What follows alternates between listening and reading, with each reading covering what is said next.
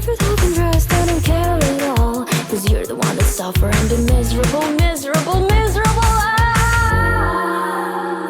I'm better than me. No, I'm better than me. No, I'm better than me.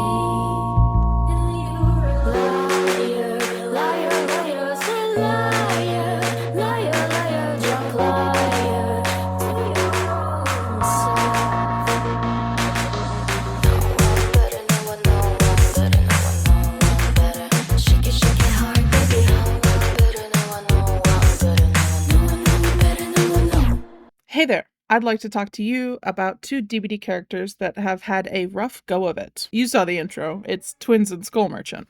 These two characters are some of the worst received in DBD history, and I want to talk about why they're hated, what went wrong, and to end on a positive note, why people still care about them. Let's start with the Twins. The Twins were released in December of 2020, and I don't know if y'all remember, but 2020 was a weird, bad year. So not only did they have an extremely complicated power and design, they were created over remote work in the middle of an extremely isolating period. With that in mind, it makes sense that their release was one of the buggiest, worst received PTBs. Some bugs were able to be fixed, including Victor being completely countered by lockers, but they did not come to the live game in a good state. A common term used by DBD people is spaghetti code. The Twins are made of spaghetti code. For years, every patch would break the Twins in one way or another. I remember in 2022, there was a game-breaking bug for months that led me to taking a break from them altogether. The bug got fixed, and things were looking up with their upcoming rework. In an attempt to limit the Twins' ability to slug, the devs accidentally created the strongest killer in the game for a PTB. Victor could injure and down people with no issue. He was invulnerable after hitting someone. He was a little force of nature. They rolled back the changes and just added some quality of life adjustments that made them smoother to play. And for a time, the Twins were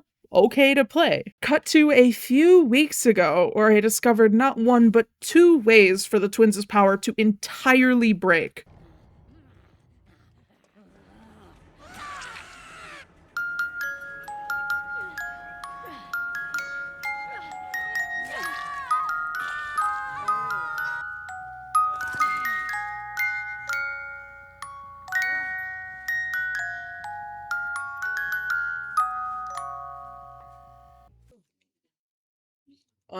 Let's see, is that a constant bug? Oh yeah, that's just a permanent new bug. Okay, well, I guess okay, like we're kind of making progress cuz you can actually like move around and use your power, but Victor's fucking drunk. Victor is falling over. And these are just the bugs that I myself experienced. I know for a fact that there are more than these two. It just feels like the Twins were never actually finished. And they'll have these phases where they're playable, and then a big change will come to the game, and they'll break again. Now, gameplay-wise, the best way to use their power is to lean into using Victor to slug survivors. You know what survivors hate? Being slugged. They also have an unintuitive power that's both difficult to learn and inconsistent, because it's entirely likely that while switching between Charlotte and Victor, you'll get bugged out and have to DC or wait out the rest of the game, unable to do anything. No wonder they have the lowest pick rate in the game. So they're neglected by the developers, the designers, disliked by the survivors, and here I am clinging desperately to them because I made them my personality 3 years ago, and I'm not stopping now. Twins are the buggy, unfinished mistake that the entity doesn't want to acknowledge. But they're not the only mistake brought into the fog. Let's talk about an even more tragic tale, the history of the Skull Merchant. On release, I was pretty underwhelmed by the eyes in the sky power. From the teaser, I was expecting a cyborg or a robot, and that's just not what I got. The drones have a radius that would provide information about who's nearby, and if the survivors stay in that radius long enough, they would get exposed. Enter the infamous Chess Merchant. A playstyle was created around the Skull Merchant power and these newly buffed gen perks where the killers would place their drones around a 3-gen and entirely prioritize protecting the generators over anything else. There were recorded examples of comp teams being held hostage by this playstyle for like an hour. And then Skull Merchant was buffed. Survivors on her radar would give her a stacking haste buff, and if a survivor had a claw trap, they would break a pallet after fast vaulting it. These buffs were meant to limit her 3-genning and encourage more of a chase-focused power, but they didn't do enough, so the devs moved on to a full rework. The drones now had a stealth mode. When a survivor was detected, the drones would enter a scanning mode. If the survivor was scanned 3 times, they'd get injured and get a claw trap. Subsequent scans would hinder the survivor. The drones no longer detect survivors on generators or survivors standing still. Finally, the current iteration of Skull Merchant, which I've seen referred to as Dead Merchant. Basically, this last version of her power, but with 7 nerfs attached. No more stealth mode, nerfed hinder and haste, and a removed scan line. Survivors are now immune to scans while fast vaulting. Let me tell you, when I played my first game of Skull Merchant in her current state, I felt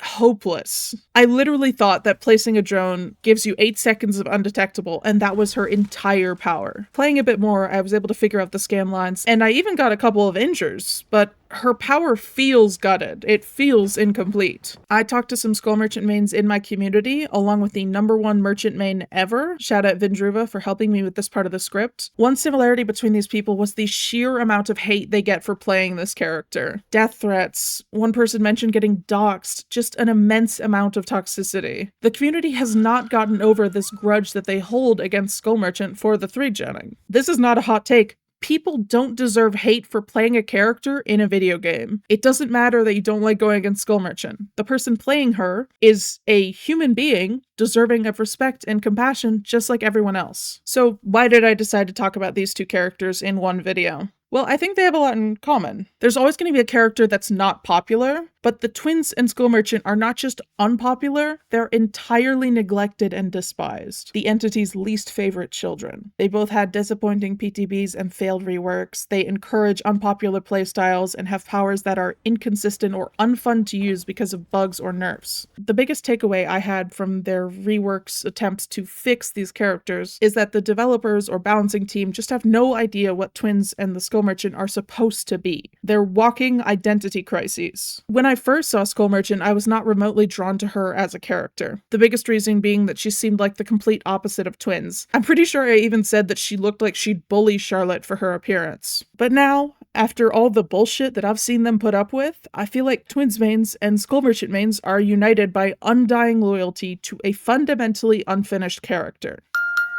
Before I move on to the conclusion, I want to thank my wonderful Ko-Fi supporters. Special shout out to my newest people, Madam Misfortune and Nemoon. Thank y'all for funding the art that I use in these videos. So, where am I going with this? Am I just talking about these hopeless characters and then ending the video? No, I said I wanted to end on a positive note.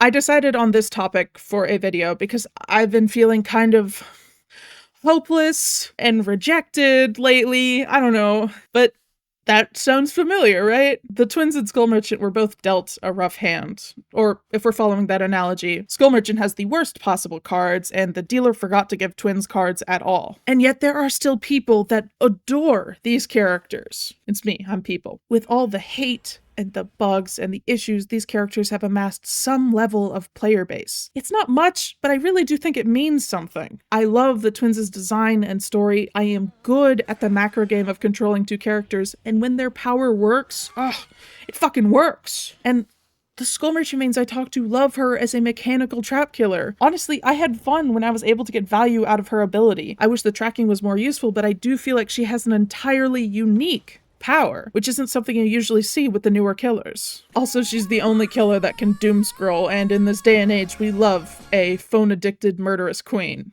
Let me leave you with this. No matter how messy or incomplete you are, there will be people that love you unconditionally. You are not forgotten. You are not unlovable.